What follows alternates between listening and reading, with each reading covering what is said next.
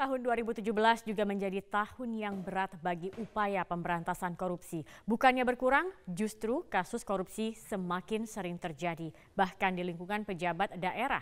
Tidak malu-malu pejabat daerah menggunakan berbagai modus, mulai dari suap, jual beli jabatan, hingga korupsi dana desa.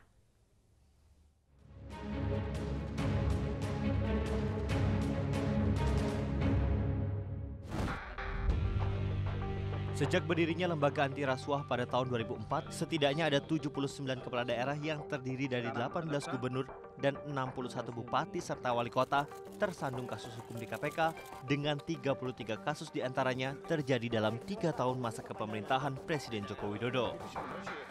Sepanjang tahun 2017, KPK melakukan penindakan terhadap 10 kepala daerah yang terdiri dari 2 gubernur dan 8 bupati serta wali kota.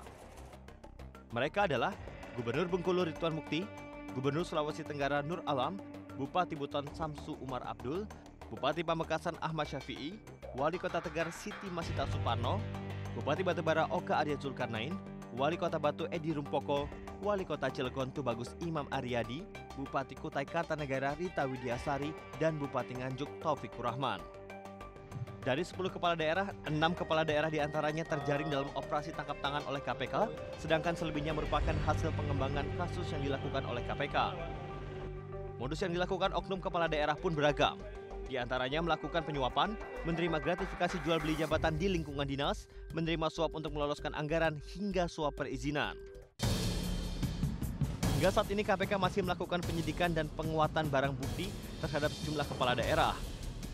Bahkan berkas perkara kepala daerah saat ini sudah ada yang masuk ke tingkat persidangan dan sebagian lainnya sudah menerima vonis Hakim Tipikor. Dari 10 kepala daerah, 4 kepala daerah masih menjalani pemeriksaan di KPK. Mereka adalah Wali Kota Batu Edi Rumpoko, Wali Kota Cilegon Tubagus Imam Aryadi, Bupati Kutai Kartanegara Rita Widiasari, dan Bupati Nganjuk Taufikur Rahman. Di sisi lain, Bupati Nganjuk Taufikur Rahman juga kembali ditetapkan sebagai tersangka untuk yang kedua kalinya pada 15 Desember 2017 dalam kasus gratifikasi. Untuk ditingkatkan pelimpahan, ada 2 kepala daerah yang berkas perkaranya sudah lengkap atau P21 dan siap untuk disidangkan. Mereka adalah Bupati Batubara Oka Arya yang rencananya akan disidangkan di Pengadilan Tipikor Medan Sumatera Utara pada tahun depan. 2 kepala daerah lainnya saat ini sudah menjalani persidangan. Mereka adalah Gubernur Sulawesi Tenggara Nur Alam dan Gubernur Bengkulu Ridwan Mukti. Dalam sidang dakwaan pada 20 November 2017 di Pengadilan Tipikor Jakarta, Gubernur Sulawesi Tenggara Nur Alam didakwa merugikan negara hingga 4,3 triliun rupiah karena memberikan persetujuan izin usaha pertambangan dan mengakibatkan kerugian negara. Sedangkan Gubernur Bengkulu Ridwan Mukti saat ini sedang menunggu vonis dari Hakim Pengadilan Tipikor Bengkulu.